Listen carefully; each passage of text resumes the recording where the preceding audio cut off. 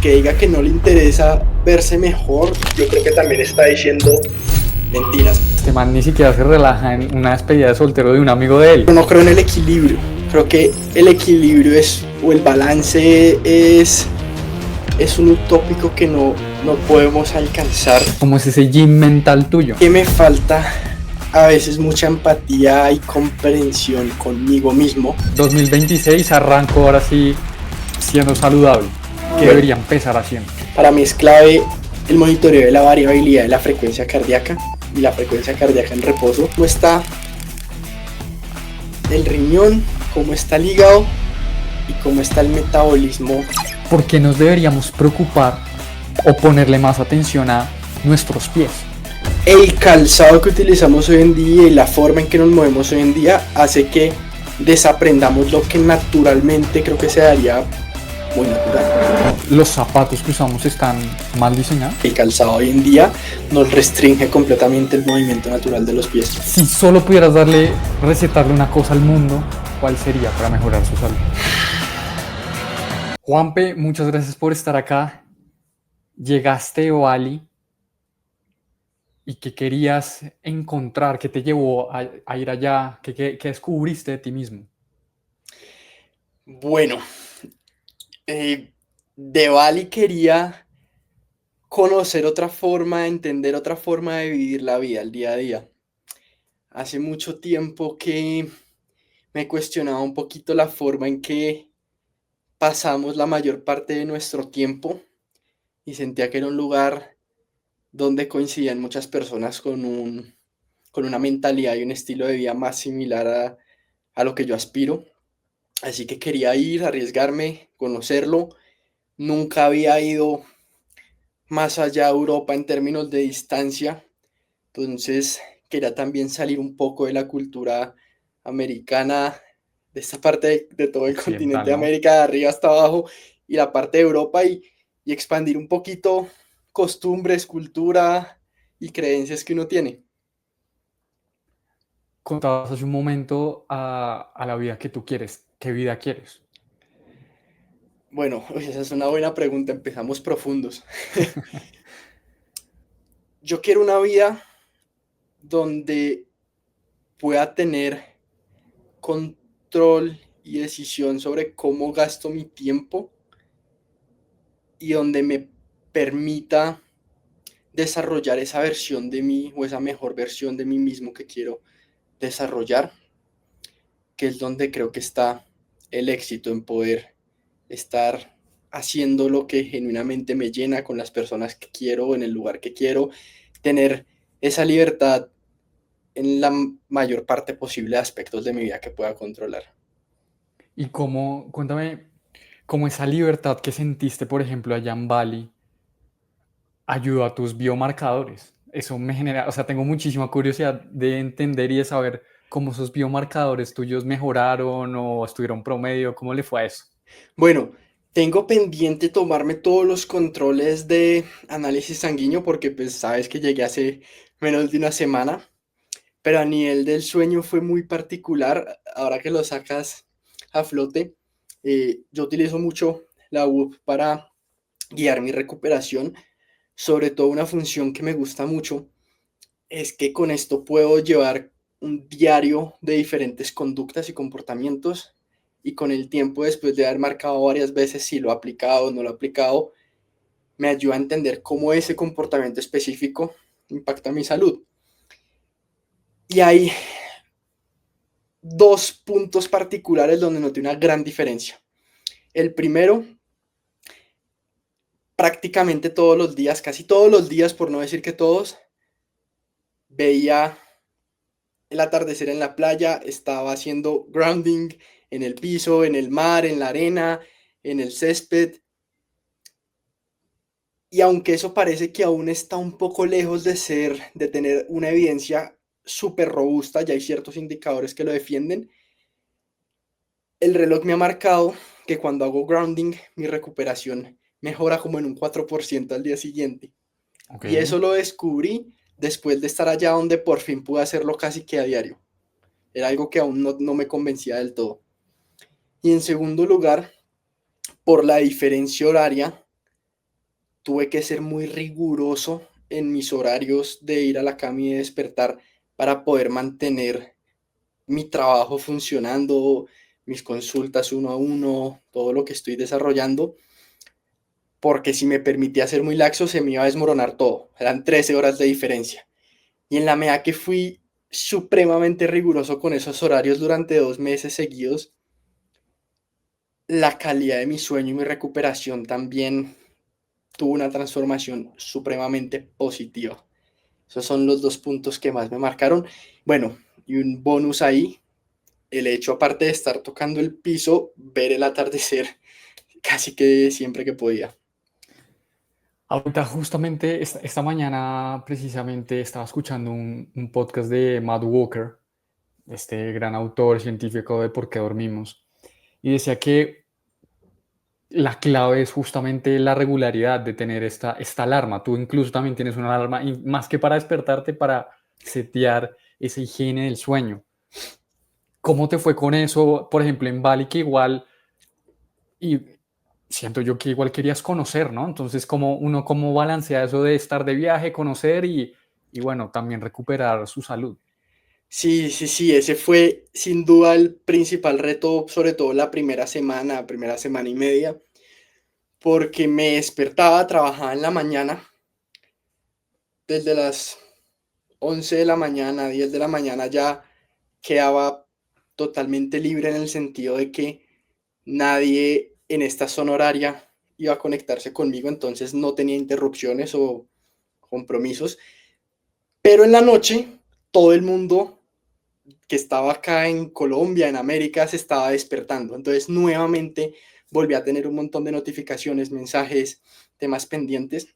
Entonces, al principio era un poco complejo porque quería resolver todo y me costaba mucho cerrar. Entonces, volví a ese principio que has visto que procuro enseñar mucho y es tener esa alarma de cierre de día. Me tocó ser muy riguroso y decir, ok, voy a calmarme. Realmente lo que hago nada tiene el nivel crítico de urgencia de que si yo no respondo en 30 minutos o en una hora va a haber algún problema real. Así que fijar una hora a partir de la cual no respondía más mensajes, no abría la plataforma, me desconectaba y me permitía tener esa ventana, ese espacio donde no brincara directamente del computador a la cama, sino que hubiera una ligera rutina de desconexión, cerrar el día y ya, pero hay que hacer un esfuerzo muy consciente porque es difícil cortar el impulso de seguir un poquito más, acabo esto y ya, envío solo una cosita más, pero en el día a día uno se termina siempre dejando coger ventaja de eso y en parte me ayudaba mucho saber que el otro día tenía consultas desde temprano y quería respetar ese sueño, entonces ser muy consciente, convencerme y entender nada de esto es urgente, de verdad, respeta ese horario, cúmplelo y ya está. Y bueno, eso fue lo que logré. Ahorita estábamos antes de iniciar la sesión sobre cómo es tu adaptación acá a Bogotá de nuevo, hablando, y me cuentas sobre la altura. Y no sé si de repente con esto que te ha pasado has de pronto curioseado ver sobre la altura, cómo impacta la salud. Te pongo un ejemplo, a mí me gusta correr bastante.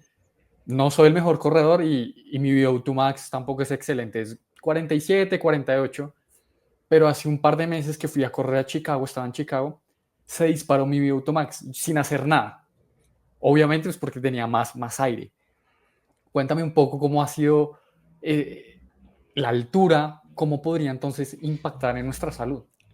Bueno, desde el punto de vista fisiológico voy a tratar de hacer esto sencillo de entender, pero no muy tedioso.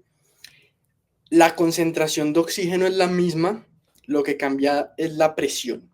Entonces, mientras más bajo estamos, o sea, más cerca al nivel del mar, hay más presión, tenemos más eh, fuerza empujando el oxígeno hacia adentro que cuando estamos a mayor altura. Por tal motivo se diluye un poco más fácil, pasa a nuestra sangre un poco más fácil y el oxígeno es la principal fuente de combustible para cada una de las células en nuestro cuerpo. Lo que te comentaba ahora es que después de 3 meses enteros nunca había pasado tanto tiempo a otra altura sobre el nivel del mar, de repente volver a Bogotá de un momento a otro, que son 2.600 metros sobre el nivel del mar o un poco más. Allí lo que sucede es que al ser la presión un poco menos, hay menos fuerza pasando ese oxígeno hacia adentro de la sangre. Entonces es un poquito más difícil fijarlo. Por eso cuando la gente vive a mayores alturas, se adapta produciendo un poquito más de glóbulos rojos, teniendo niveles de hemoglobina un poquito más altos, que es esa proteína que ayuda a agarrar ese oxígeno y tenerlo ahí para poderlo llevar a otras partes del cuerpo. Por eso mucha gente o muchos campesinos en lugares rurales a gran altura, uno los ve con los cachetes rojos, como que las caras son más rojas, porque tienen esas concentraciones de hemoglobina mayores.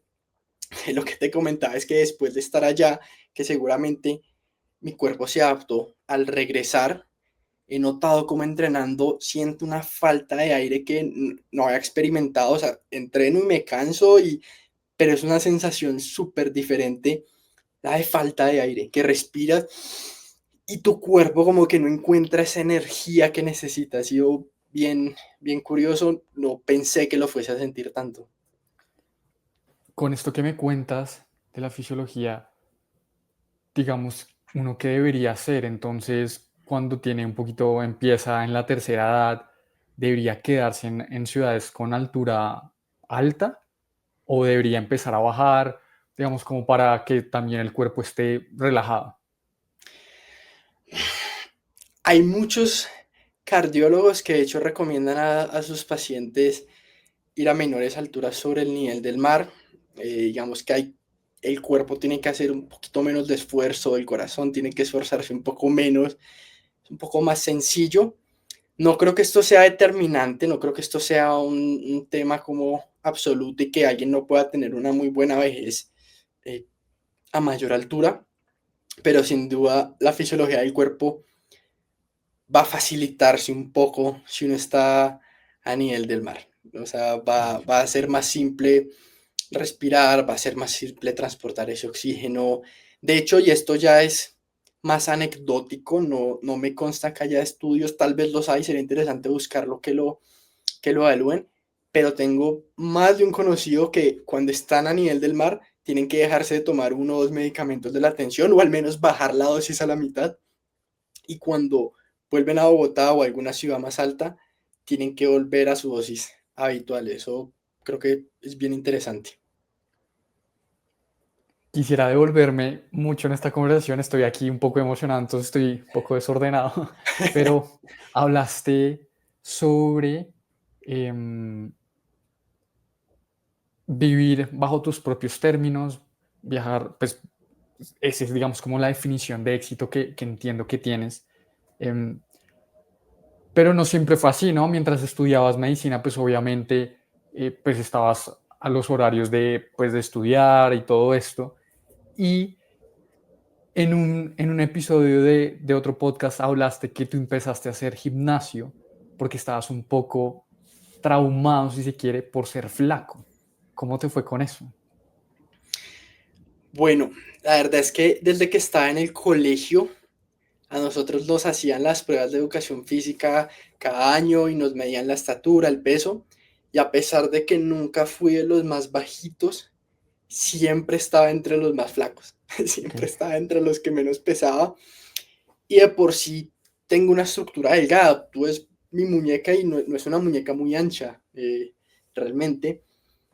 Entonces yo sentía que, que era muy vulnerable a no poderme defender a mí mismo, no poder defender a los demás, y no me gustaba sentirme que no tenía músculo realmente.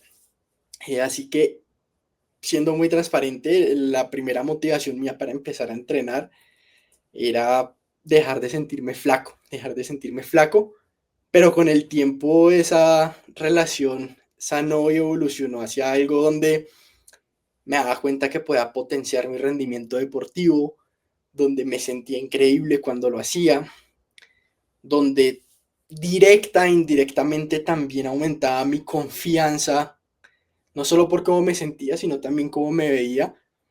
Y eso cada vez lo he confirmado más, porque en la medida que tienes oportunidad de pararte a hablar frente a otras personas, el hecho de saber que te ves bien, que se nota que aplicas lo que predicas, y no hablo de estoy lejos de ser un físico culturista o ser la persona más musculosa que han visto, ni cerquita de eso, pero me permite sentir una mayor confianza en mí mismo, que siento que también se transmite cuando uno habla, cuando uno interactúa en otros aspectos. Y en la medida que también empecé a interesarme más por la salud, no solo por la enfermedad, que después podemos hablar de eso, pues también fue un tema que afortunadamente ya, por los motivos tal vez que no eran los ideales, pero que ya había instaurado como un hábito, así que fue mucho más simple potenciarlo y transformarlo a partir de eso. Pero sin duda pues fue de gran ayuda. Y realmente, que esto es una discusión que he tenido con algunas personas que veo que también son apasionadas por la actividad física, yo creo que casi nadie que empieza la actividad física a una edad temprana, o el gimnasio por lo menos, no el deporte, sino el gimnasio, lo hace por los motivos correctos. Eso Casi te iba a todo, preguntar, eso sí, te iba a preguntar y es en qué momento dejó de ser ego, porque seamos muy honestos, es yo quiero verme bien, quiero verme ancho, viga, y eso realmente es más que todo ego, y conforme siento yo con el camino que me dices, conforme fuiste cambiando, te diste cuenta que esto es más bien por mejorar tu performance, por salud, por temas, digamos que más holísticos. y verse bien. No deja de ser una Ok, parte importante, porque el que diga, y eso es algo que es difícil de admitir, pero el que diga que no le interesa verse mejor, yo creo que también está diciendo mentiras, porque al final a la gente le gusta que se refleje, porque es que eso es un reflejo de salud. De forma indirecta muestra el estado en que estás. No significa que todo el mundo que se vea bien está bien, pero si tú estás bien, tu cuerpo también va a reflejar eso. Entonces, de alguna manera, no se puede del todo dejar o ignorar ese componente.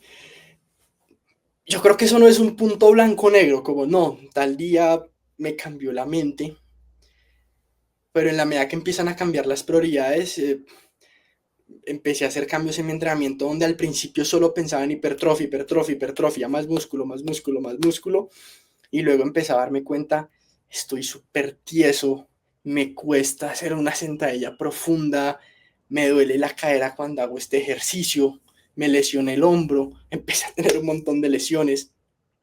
Creo que las lesiones ayudaron mucho porque me hicieron caer en la cuenta, hay algo que no está bien de base, porque esto debe ser sostenible. Si cada vez que entreno me lesiono, a largo plazo va a terminar siendo peor el resultado que voy a tener.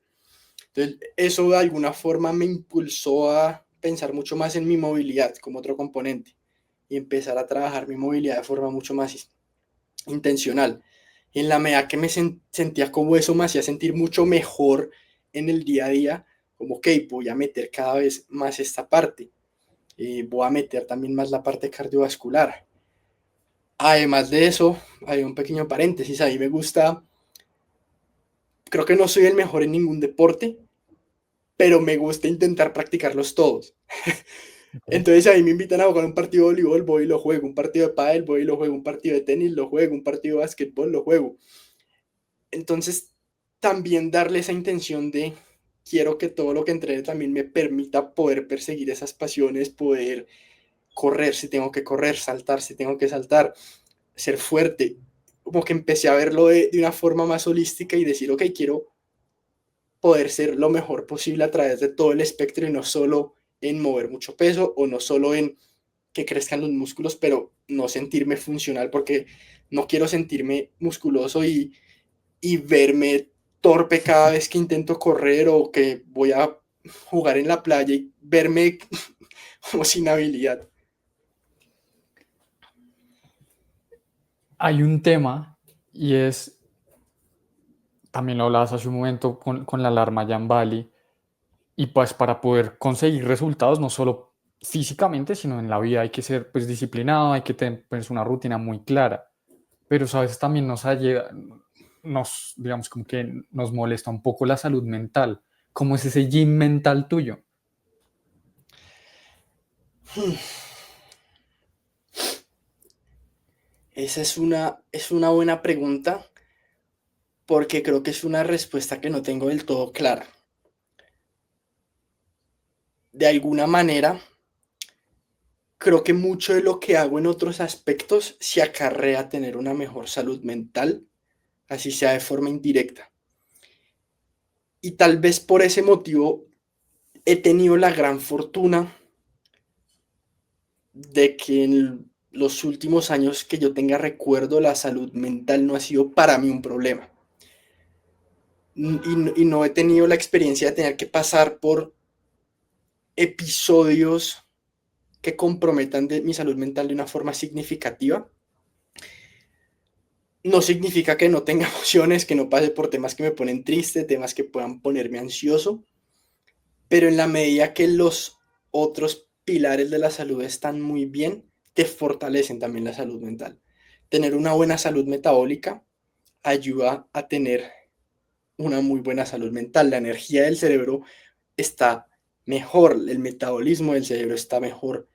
Dormir bien, con un horario regular, dormir las horas que son. El difícil que pueda poner aquí en palabras lo importante que es para tener una buena salud mental.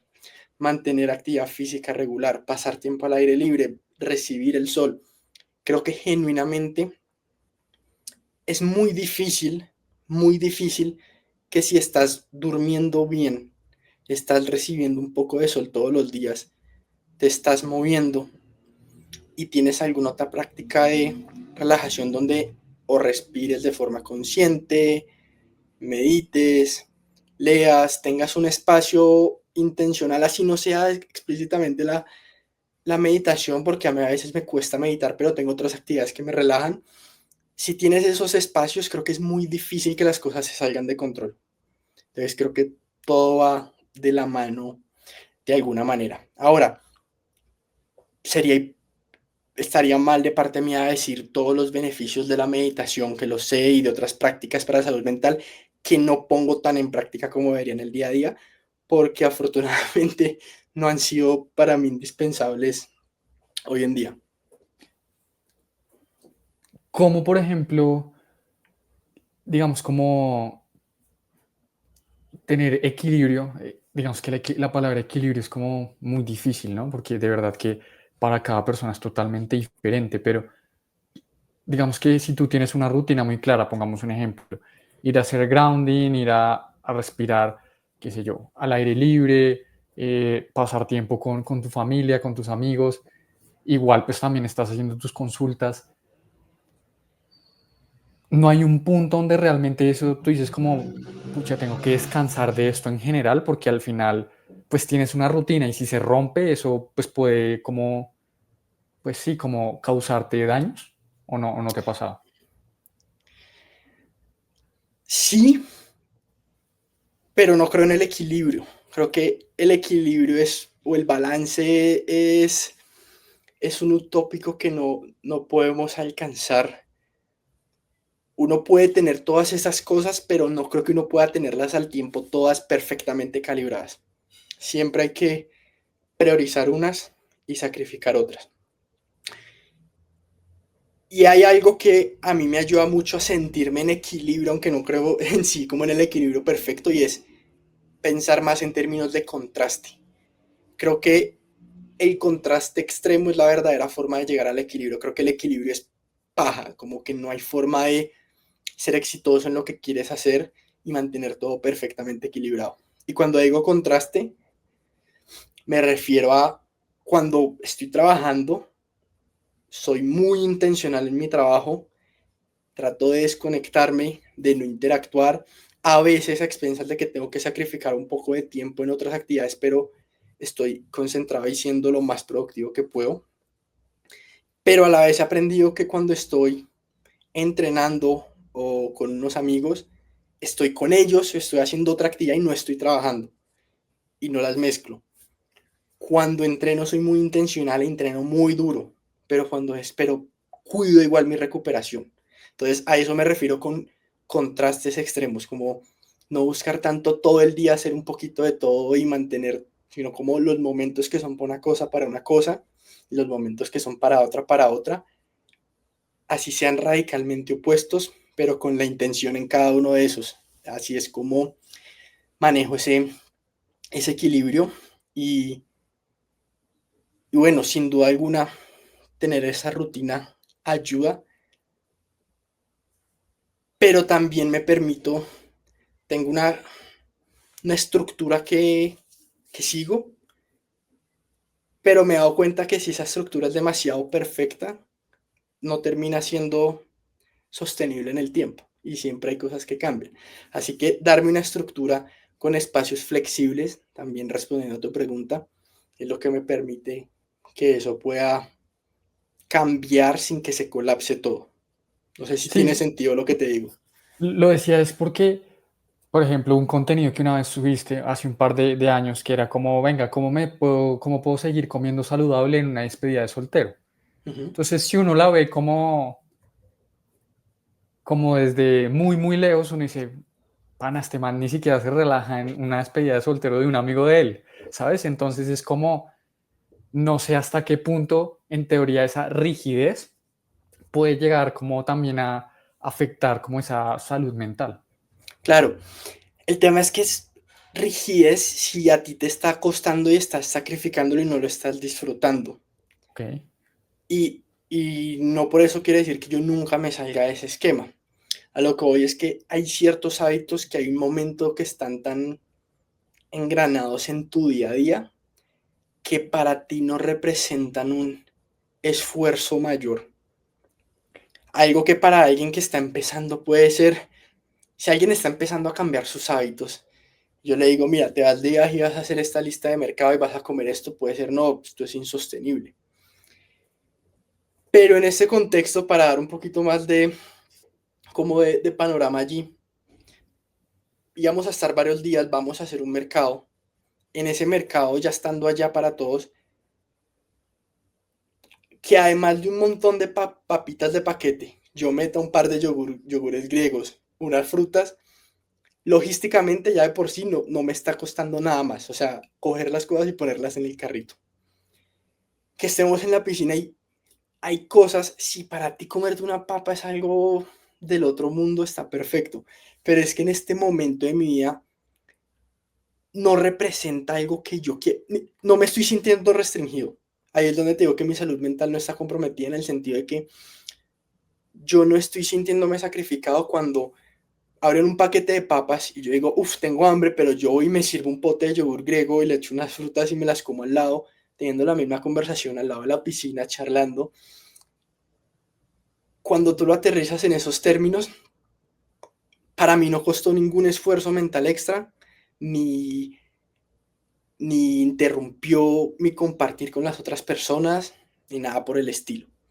Íbamos a comer, igual pedíamos para compartir al centro de la mesa y pedíamos cortes de carne. Yo priorizaba la carne. Tal vez si había un apanado, prefería no comérmelo y ya está. Pero no significa que no probaba compartir otras cosas. Estábamos en México en ese contexto específico, tacos. Pienso y sí he defendido un montón que los tacos son una de las mejores opciones de comida rápida que puedes escoger mientras no lo llenes de apanado y de salsas, sin contar el ají no tiene ningún problema. Y ahí me comía mis tacos con ellos sin ningún problema. Así que allí tal vez tuve que sacrificar un poco más mi horario de sueño. Está perfecto, estoy en una despedida de soltero, no puedo pretender eh, pararme en la madrugada y acostarme a las 9 de la noche, no hay ningún problema. Pero ahí es donde buscar ese ajuste y no verlo tanto como blanco-negro, como porque tal vez en las redes se percibe como está allá y trata de hacer todo exactamente igual y realmente lo que tú buscas es, ok, no puedo hacerlo al 100%, pues no significa que no pueda hacer nada. Puedo hacer un 50%, puedo hacer un 60%. Entonces buscar ese ajuste que te permita. Además, si tú te sientes mejor, si tu energía está mejor, tu estado de ánimo está mejor, para mí eso es muy valioso y no lo quiero sacrificar en este ejemplo puntual por unas papitas de paquete. Ya, clarísimo eso, como es desde más como el placer de lo que realmente uno disfruta más que esa rigidez o esa, Pues sí, como sacrificio, si se quiere. Exacto, es que yo no estoy siguiendo un plan, yo no estoy haciendo una dieta donde esté comiendo solo vegetales hervidos y pechuga sin piel y que esté sufriéndola. O sea, todo lo contrario, o sea, lo estoy disfrutando más. No estaría disfrutando más lo otro. Ahora, hay escenarios donde hay que soltar un poco el control si no quiere tener ese balance. Ahora que estuve 3 meses por fuera de casa, sin duda alguna me enfrenté a muchísimos episodios así y está perfecto. O sea, como que es parte del contexto en que estaba. Y eso también hace parte de aprender a manejar esto, pero en la medida que uno lleva más tiempo haciéndolo, también se vuelve más sencillo. Entonces uno va aprendiendo. Hablabas hace un momento para alguien que está iniciando. Y yo creo que aquí se va a poner bueno, porque es como, ok, hablamos de biomarcadores, uno por lo menos con qué exámenes debería arrancar. Bueno, Siendo muy general, ¿no? Obviamente cada caso, cada cuerpo es totalmente diferente, pero que es como uno diría, bueno, 2026 arranco ahora sí siendo saludable. ¿Qué bueno, debería empezar haciendo? empecemos con lo que hablamos al principio y antes de entrar a temas de sangre. Para mí es clave el monitoreo de la variabilidad de la frecuencia cardíaca y la frecuencia cardíaca en reposo que hoy en día permiten muchos de estos dispositivos. Básicamente, en la medida que mejora tu recuperación y mejora tus hábitos en el día a día, deberías empezar a notar cómo la frecuencia cardíaca durante la noche disminuye y cómo la variabilidad de la frecuencia cardíaca durante la noche aumenta y la variabilidad de la frecuencia cardíaca no es más que mientras más relajado está el corazón y menos estresado y más en un estado de relajación y recuperación está tu cuerpo, más irregular son los latidos. Entonces no es tan marcado perfecto, sino como que es más variable esa frecuencia. Entonces esos son simples de empezar a monitorizar y que indican cómo va tu recuperación y tu salud en general. Perdóname, te interrumpo ahí. ¿Hay algún rango? Lo más importante es con respecto al punto de partida, cómo lo vas mejorando, ¿sí? Idealmente la variabilidad de la frecuencia cardíaca en reposo debería estar por debajo de 60.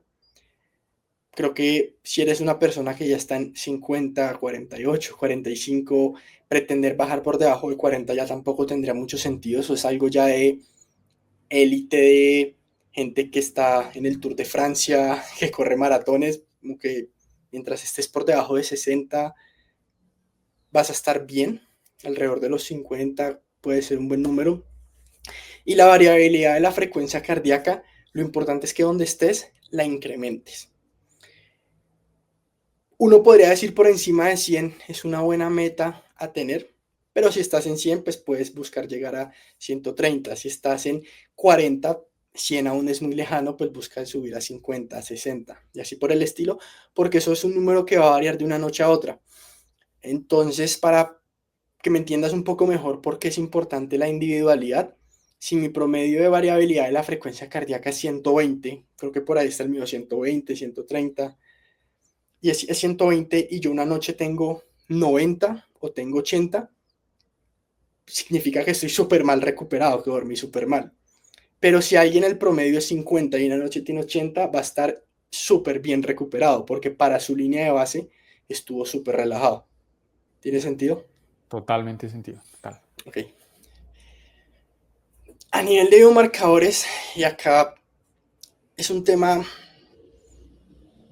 mm, importante analizarlo como con prudencia y asesorado de gente que lo entienda, porque no siempre ChatGPT va a ser la mejor opción para interpretarlo todo.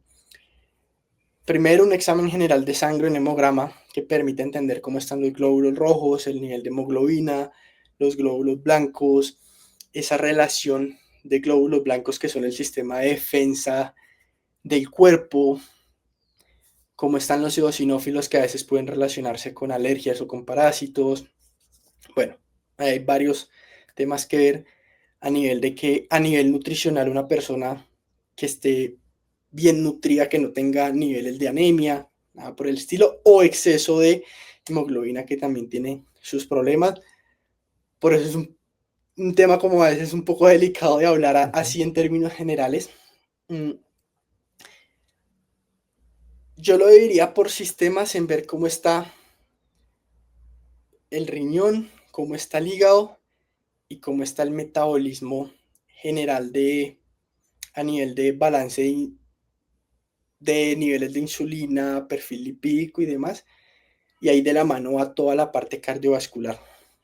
Entonces, ¿cómo simplificar esto?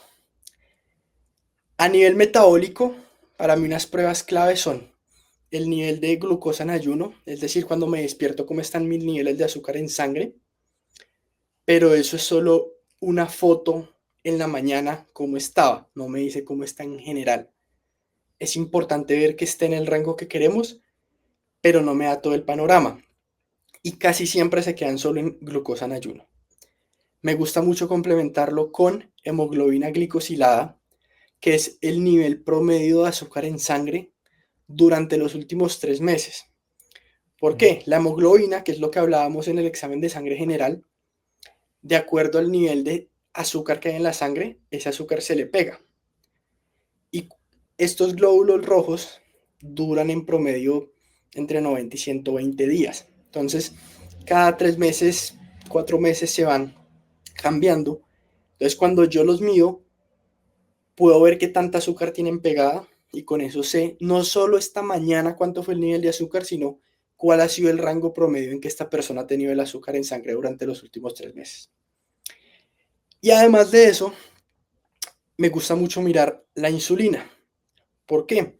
Casi todo el mundo ha escuchado hablar de la insulina hoy en día. Creo que ya casi todos tienen un mínimo entendimiento de cómo funciona, pero para dar algo de contexto, cuando se le dan los niveles de glucosa en la sangre de una persona, nuestro cuerpo debe bajarlo para mantenerlo en un rango óptimo, ni muy bajito ni muy alto, donde el cuerpo funciona bien. Cuando esto está muy alto mucho tiempo, ese azúcar se pega a las proteínas, a las estructuras, todo, y lo empieza a dañar. Eh, entonces el cuerpo libera insulina, que es una hormona que va a diferentes células en el cuerpo y como que las abre para que ellas reciban esa glucosa, la saquen de la sangre, la guarden y se estabilicen esos niveles.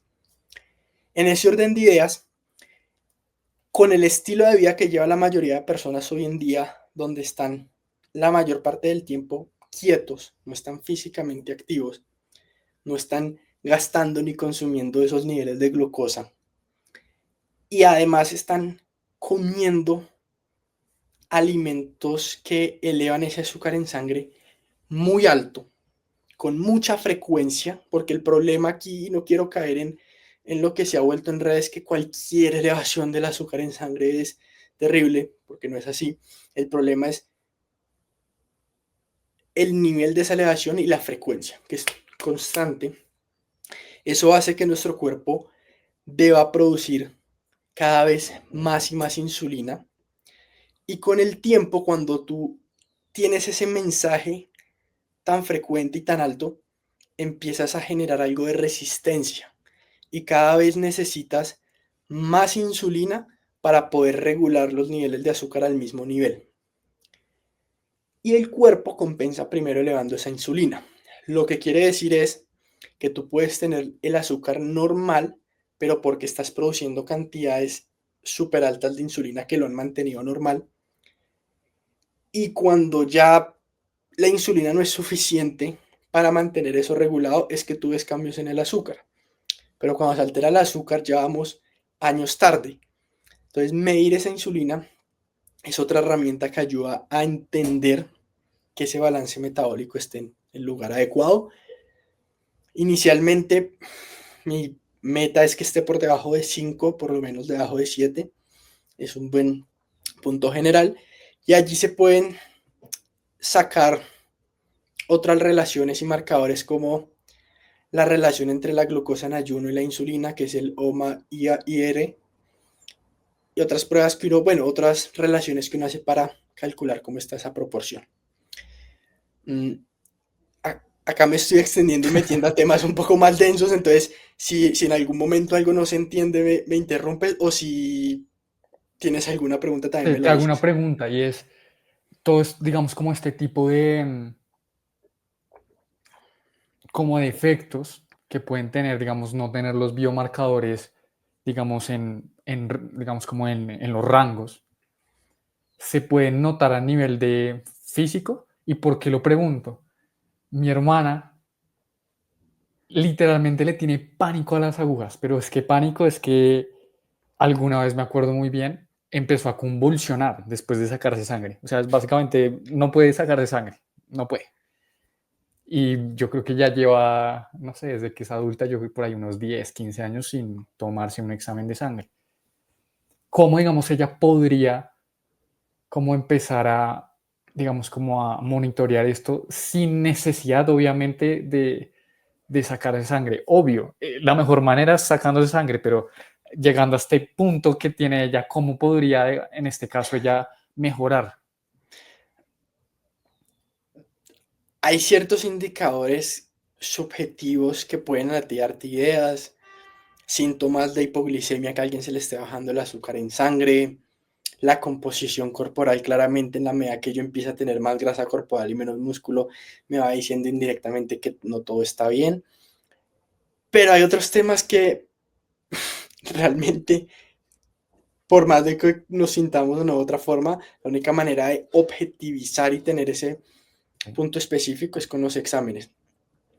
¿Quieres que sigamos o te termino de mencionar rápidamente cómo los... Si quieres, terminemos ese punto ahí súper rápido para cerrar ese tema. Ok, ok. Entonces, además de la insulina, bueno, por otra parte me diría la función del hígado con las transaminasas, con la bilirrubina, porque el hígado es el primero que recibe los excesos de comida, de alcohol, que se inflama, que empieza a almacenar grasa. Entonces el hígado puede empezar a elevar las transaminasas muy temprano y eso te va indicando que hay algo de inflamación allí o depósitos de grasa, incluso cuando todo parece normal. Eh, También podemos pedir la GGT, las pruebas de función renal, que ahí es importante, además de buna y creatinina, tener en cuenta que muchas personas que hacen actividad física, que consumen creatina, que tienen más masa muscular, y voy a mencionar esto que es un poco avanzado, pero porque es tan frecuente que es importante tenerlo en cuenta, y es que la creatinina puede elevarse, no porque el riñón no esté funcionando bien, porque producen más creatinina de hecho. Entonces, el mensaje aquí es como, si ustedes son físicamente activos, se suplementan, entrenan, asegúrense de que eso se los ayude a interpretar a alguien que entienda el contexto de una persona físicamente activa, porque lamentablemente muchas personas que trabajan en salud no lo entienden y Okay. terminan haciendo recomendaciones como basados en el susto de ver que cambian y no saber ajustar esos rasgos como se interpretan. Que midan inflamación con PCR ultrasensible, con ferritina, que midan también marcadores de riesgo cardiovascular como la homocisteína y la vitamina B12, porque la homocisteína, por ejemplo, es algo que yo no puedo sentir, pero que si está alto aumenta un montón mi riesgo cardiovascular mucho más temprano que cualquier nivel de colesterol. Además de las típicas pruebas de colesterol, HDL, LDL, triglicéridos, que son importantes. Pruebas como la lipoproteína A, ApoB, ApoA1, también son súper valiosas. Pero bueno, básicamente si nos quisiéramos adentrar en todo esto, la función tiroidea me parece súper importante medirla porque una cosa es estar dentro del rango normal y otra es en el rango óptimo. Okay. Los niveles de salud hormonal, que es algo que pasamos por alto muchas veces, como está la testosterona total, libre, la globulina transportadora de hormona sexual.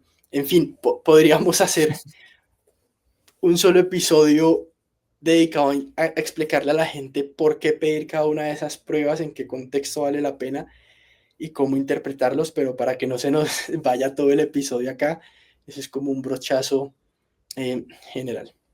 Hablabas hace un momento de justamente entender el contexto de la persona, si está haciendo ejercicio o no, si está suplementándose. Y yo creo que esos son mitos y obviamente esto es un tema, pues sí, como también personal y es hasta qué punto uno puede crecer sin suplementarse, porque pues yo digo como a veces, pues obviamente desde la ignorancia es, Pues si uno se suplementa con proteína en polvo y creatina y todo esto, es como, bueno, esto no es tan natural. Esto podría afectar mi sistema, qué sé yo, de salud. ¿Esto es un mito? ¿No es un mito? ¿Uno podría crecer sin proteína en polvo? ¿Cómo sea eso? Casi siempre que hablamos de suplementos hay como dos extremos. O la persona que quiere compensar todo a partir de suplementación y que no pretende cambiar nada en su estilo de vida y es como, no, envíame suplemento, suplemento, suplemento y que les encanta la sensación de estarse suplementando y pensando que eso va a cubrirlos y corregir todo. O la persona que cree que cualquier suplemento es malo y que todo mientras más natural mejor. Y como todo en la vida, la verdad casi siempre está en una escala de grises en la mitad de esos dos puntos.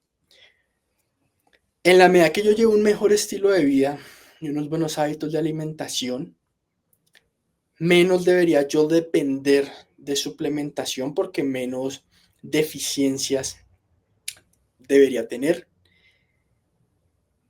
y ningún suplemento va a compensar un mal estilo de vida. Como que la robustez y el foco y la atención siempre debería estar en cómo estoy viviendo yo mi día a día. Eso es lo más importante. Ahora, eso no significa que un suplemento bien seleccionado no pueda ser muy útil en algunos contextos para ayudar o para optimizar y permitir llegar a rangos y rendimientos mayores de los que tal vez podría solo a partir de comida natural.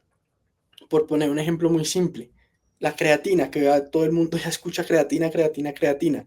La creatina es espectacular, es segura, es buenísima, pero cumplir las dosis que uno necesita en el día a día solo con comida, a menos que alguien esté llevando una alimentación plenamente carnívora, es muy difícil para la mayoría de personas. Entonces, tomarlo en polvo no es natural, no, pero no significa que no pueda ser increíblemente buena.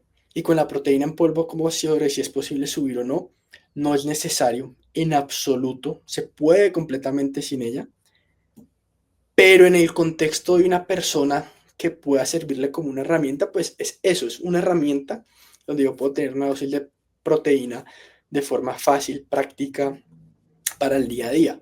Entonces, no es necesaria, pero puede ser una muy buena herramienta a utilizar si a alguien le cuesta o necesita una opción rápida o práctica por su rutina o cualquier otro contexto.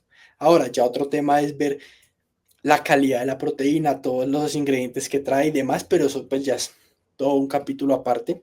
Pero en general no por el hecho de que no sea 100% natural, a pesar de que yo soy el primero que siempre dice busca comida más natural y menos procesada, no significa que no haya alternativas así que puedan ser una buena herramienta.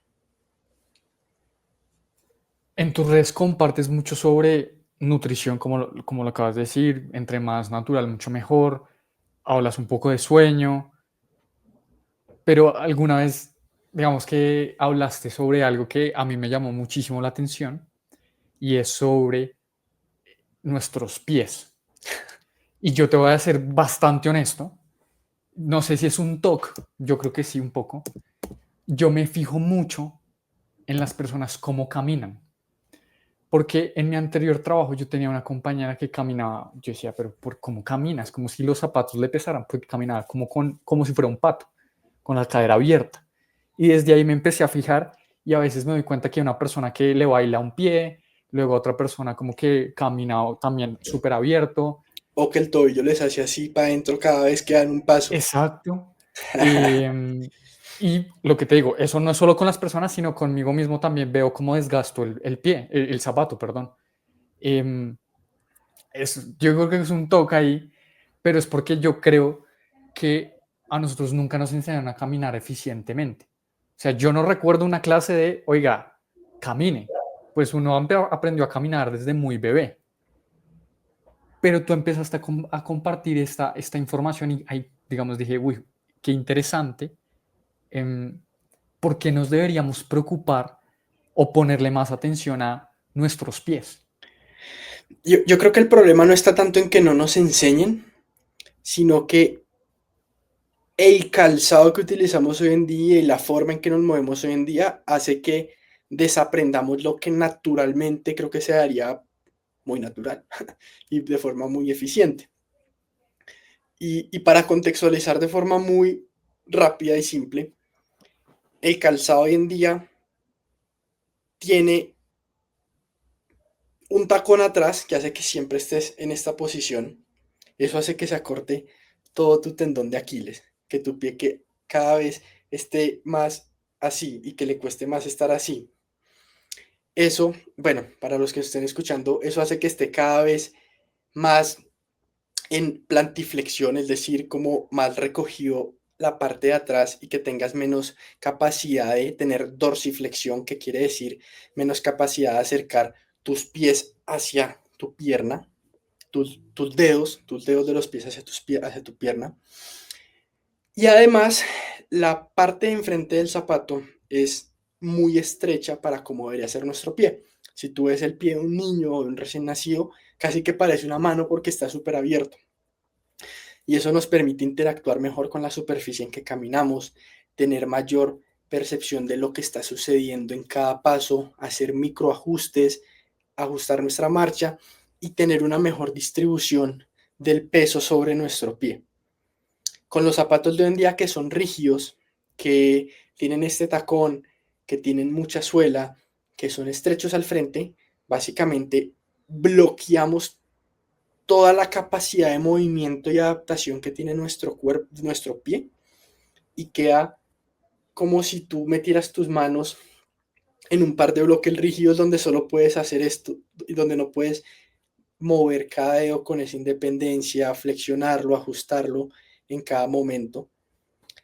Y eso conlleva que nuestra marcha cambie, empecemos a hacer compensaciones y que eso se refleje en problemas a nivel de la rodilla, de la cadera, de la espalda y en nuestra movilidad en general. De hecho, a mí lo que me hizo entrar a este tema fue darme cuenta cómo el dedo gordo del pie, darme cuenta que lo tenía totalmente rígido y que casi que yo ni me podía poner en punta de pies, yo no podía hacer esto de ponerme en punta de pies porque el dedo gordo de mi pie izquierdo no se doblaba, estaba como pegado.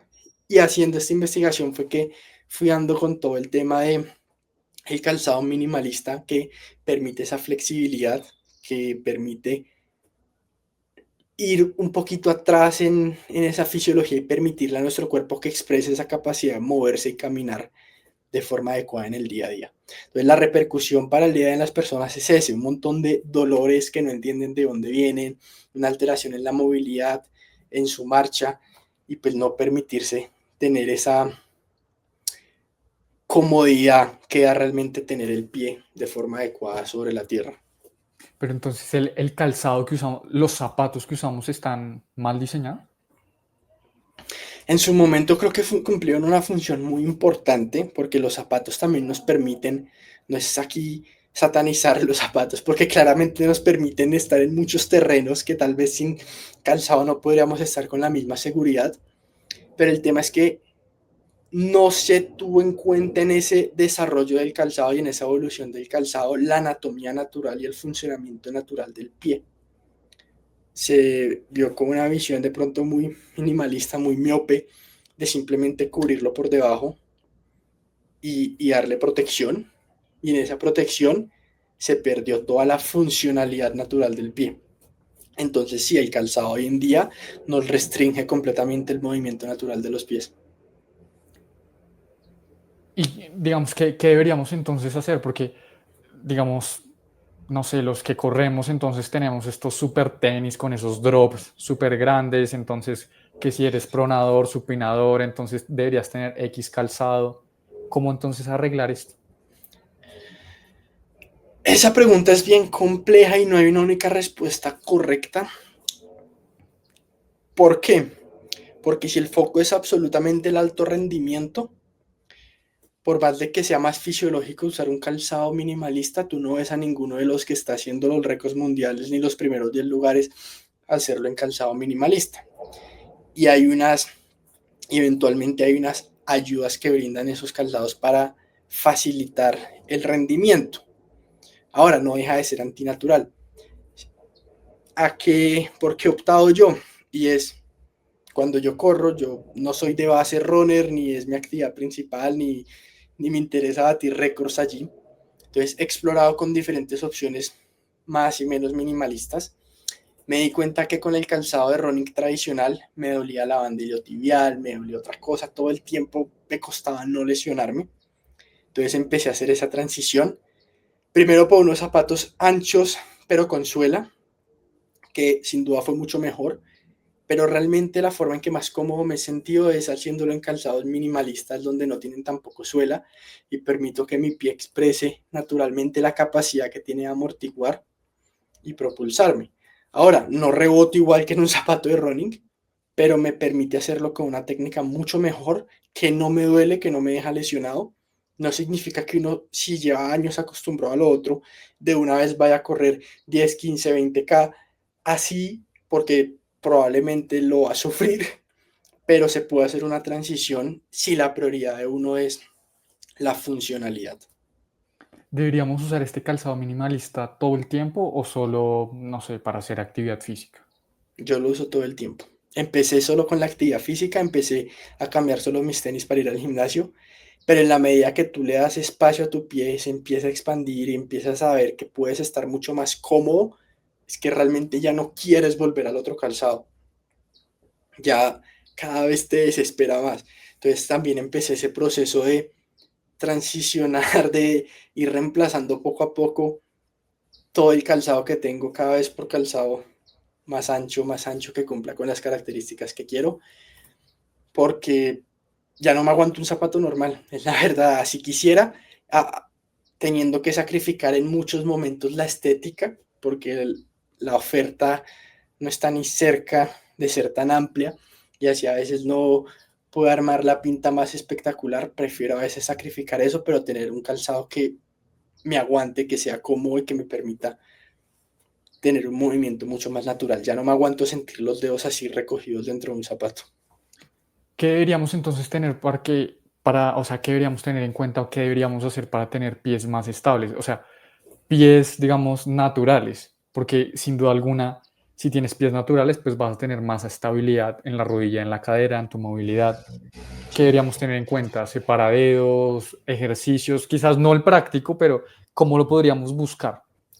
Yo empezaría por evaluar cómo está mi pie. Hay varios, es sencillo buscar en YouTube como pruebas de movilidad o de función del pie y vas a darte cuenta que probablemente el solo hecho de intentar levantar un dedo de forma selectiva no puedes hacerlo o separarlos y va a hacerte caer en la cuenta de que el pie de verdad está restringido.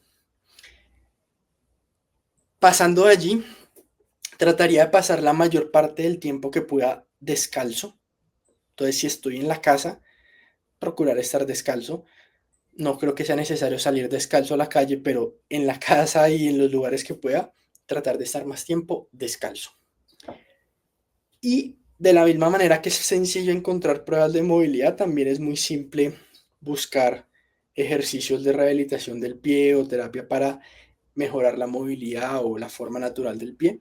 Y ahí se van a dar cuenta que hay diferentes versiones sin nada o con diferentes herramientas. Yo, por ejemplo, aquí mientras hablamos me acostumbré siempre a tener en el piso como una pelotica de estas que voy robando en el pie, soltando puntos de presión que estén doliendo o molestando. O también me acostumbré a tener una bandita así con la que voy jugando y hagan de cuenta que es como la banda que la gente usa en el gimnasio alrededor de las rodillas, pero en versión mini para los dedos. Y claro, usar los separadores de dedos de los pies ayuda mucho. Casi siempre que uso zapatos me los pongo por debajo para ayudar a mantenerlos un poco más separados. Ahora, todo esto fue una transición, tampoco es una cosa que uno tiene que hacer de un momento a otro.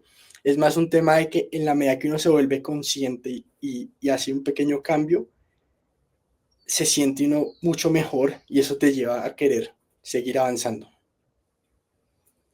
Hablas de esta transición, hemos hablado de un poco de alimentación, gimnasio, ahora los pies.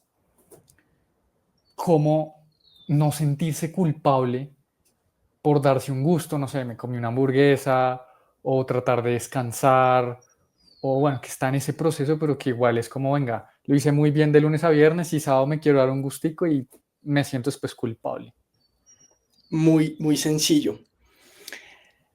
Hay un libro que se llama Anything You Want de Derek Sivers, que básicamente el man era un emprendedor que sacó una biblioteca digital de música y cuando salió Apple Music y se lo compraron, el man se volvió millonario y sacó su libro sobre emprendimiento. A lo que voy con esto que parece no tener nada que ver es que el man, de todo el libro, creo que el punto más importante es que él dice, si no es un hell yeah, diga no. Y él ahí está hablando del tiempo. Dice, su tiempo como emprendedor es un recurso muy limitado. Entonces, a todo lo que le estén proponiendo, si usted dice que sí, indirectamente le tiene que decir que no a otras cosas que quiere. Así que lo que no sea verdad, un hell yeah, mejor diga que no. Y esto creo que se puede aplicar tal cual en el tema de la nutrición. Cuando tú dices que sí a todo el tiempo, indirectamente a largo plazo le estás diciendo que no a tu salud, a tu digestión, a tu energía, a tus biomarcadores, a lo que sea que quieras poner de ejemplo. Eso no significa que nunca pueda haber un espacio, pero mi recomendación es, si antes de decir que sí en modo automático a todo, pausas un momento y te preguntas genuinamente, esto para mí es un hell yeah, güey madre, sí, qué chimba, me encanta, de verdad quiero, perfecto, hazlo. Y no va a haber culpa si llevas haciendo las cosas bien. Pero te vas a dar cuenta que la mayoría de las veces no es un hell yeah real, es como, sí, porque estoy acá, porque es lo que hay, porque es lo que pusieron. Y ahí creo que es cuando está la culpa. Porque si tú estás haciendo las cosas bien de forma regular y te ponen un ejemplo de algo que, voy a poner mi ejemplo particular y creo que siempre es el mismo, pero la gente lo entiende muy bien y es en Villa de Leyva, que es un pueblo cerca de Bogotá, como a 3 horas, hay una milhoja que a mí me encanta. Una milhoja de arequipe que se me hace la más espectacular que hay porque es crujiente, fresquita, es muy rica porque de verdad tiene esa crocancia que me encanta. Cuando yo estoy allá, para mí es un hell yeah, es como me fascina y es algo que no tengo todos los días y me la como sin culpa y además estoy caminando 20.000 pasos al día por todo el pueblo, entonces de alguna u otra forma no pasa mayores. Creo que la culpa llega cuando vamos diciendo que sí en piloto automático un montón de cosas que sabemos que nos están haciendo decir que no a nuestras metas y que no son algo que realmente para nosotros es prioritario. Clave eso. Y creo que también aplica para todo, para tomar una decisión, para todo, porque si uno no siente que es como un strong yes, creo que es lo mismo, se lo vi a David Vélez, el fundador de Nu, que decía, si no es un strong yes, entonces es un no. Aquí es exactamente lo mismo. Em, Exacto. si solo pudieras recetarle una cosa al mundo, ¿cuál sería para mejorar su salud?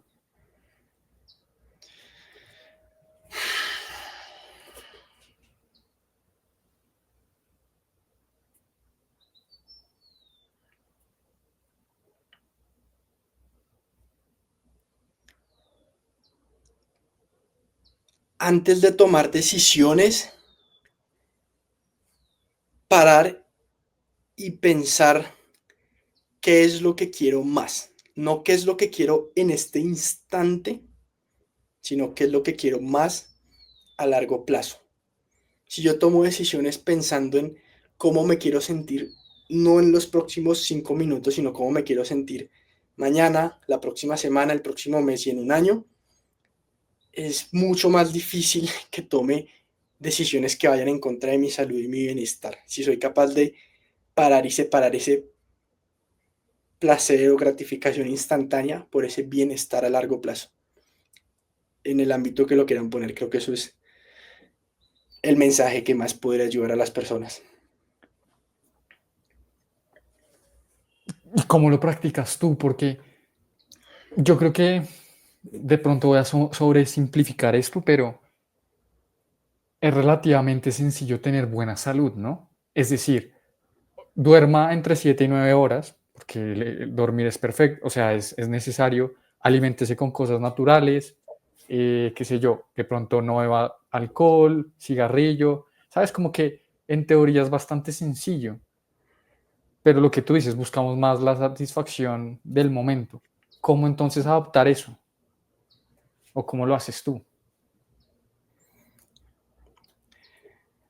Yo creo que es un paso a la vez, un paso a la vez, o sea, no pretender cambiar todo, porque como mencionábamos ahora, al principio tal vez tiene que ser un esfuerzo consciente, tengo que pensar, tengo que buscar si yo estoy intentando mejorar la calidad de mi alimentación, mi próximo mercado, pues voy a gastar más tiempo y más esfuerzo buscando la calidad de los ingredientes que escojo. Pero con el tiempo, ya eso es en automático, ya sabes que sí, que no. Entonces tal vez puedes dedicar un poco más de tiempo y esfuerzo a tu rutina del sueño. Y al principio te cuesta un montón desconectarte a cierta hora, pero eso empieza a volverse más natural, te empieza a dar sueño más temprano, te desconectas.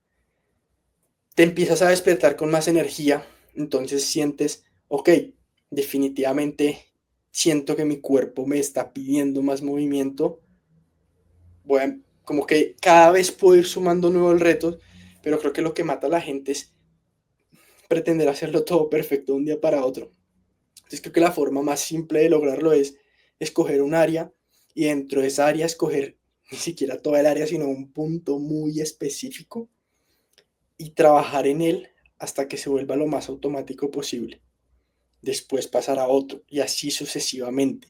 O sea, no pretendan abarcar todo el tiempo porque en cuanto cambia el ambiente, en cuanto tengo retos, en cuanto la carga laboral aumenta, hay una situación familiar difícil, estoy de viaje, pues mantener todo esto si no es parte ya de mi rutina, me voy a sentir abrumado y probablemente termine dejando todo a un lado y termino blanco y negro, yo y como todo el mundo todos los años, este año sí, propósito, año nuevo, como que en la historia que todo el mundo repite.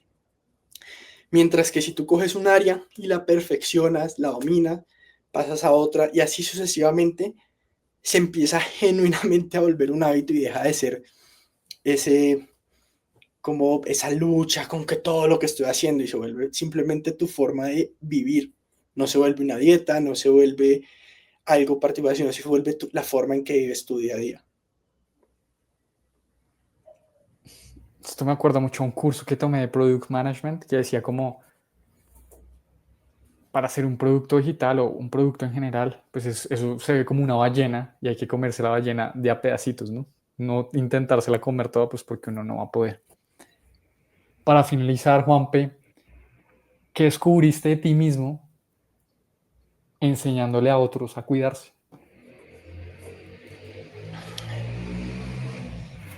Descubrí que me falta a veces mucha empatía y comprensión conmigo mismo, ya que ahora que trabajo con varias personas, me he dado cuenta que con ellos soy muy empático y trato de no satanizar, no hacer sentir mal, como que es un proceso de aprendizaje. No significa que uno no pueda tener accountability y hay un punto donde las cosas hay que hacerlas y ya está ahí. Y como que uno no siempre puede justificarlas, pero conmigo tiendo a ser, soy una persona muy disciplinada, entonces también soy muy autocrítico y me suelo atacar y cuestionar y exigir mucho, como que me he dado cuenta que no me permito no hacerlo perfecto y no fallar. Y en la medida que he trabajado con más personas, me he dado cuenta que coachando a estas otras personas, ayudándoles, muchas veces necesitan empatía, no estar encima regañándolos. Y conmigo muchas veces era así.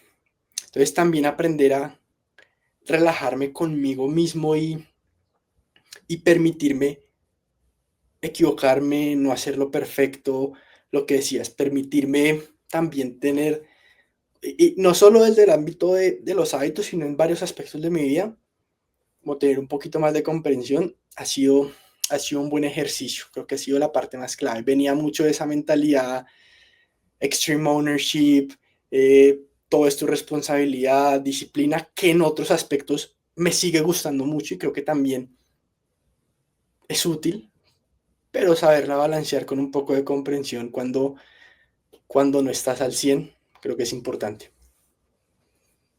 Bueno, creo que eso nos da incluso para otro episodio bien interesante. Qué honor, doctor Juanpe, de verdad, gracias por estar acá. Creo que más allá de los hábitos, más allá de cualquier cosa, creo que esa mentalidad que nos dices de, oiga, piensen en largo plazo, piensen en el Juan de en 10 años, usted cómo se quiere sentir en 10 años y si lo que está haciendo hoy le va a servir para llegar a esa meta. Muchas gracias de nuevo, creo que ha sido un episodio que disfruté bastante. Como te dije al principio, tenía como algo estructurado, pero me empecé a emocionar y dije, esto parece un Esto sancocho, fue pero un crossover, un mix sí, así. sí, total, que ahí de verdad lo disfruté muchísimo. Gracias por este espacio. Muchas gracias a ti por invitarme y por abrirme las puertas para que habláramos todos estos temas. Muchas gracias.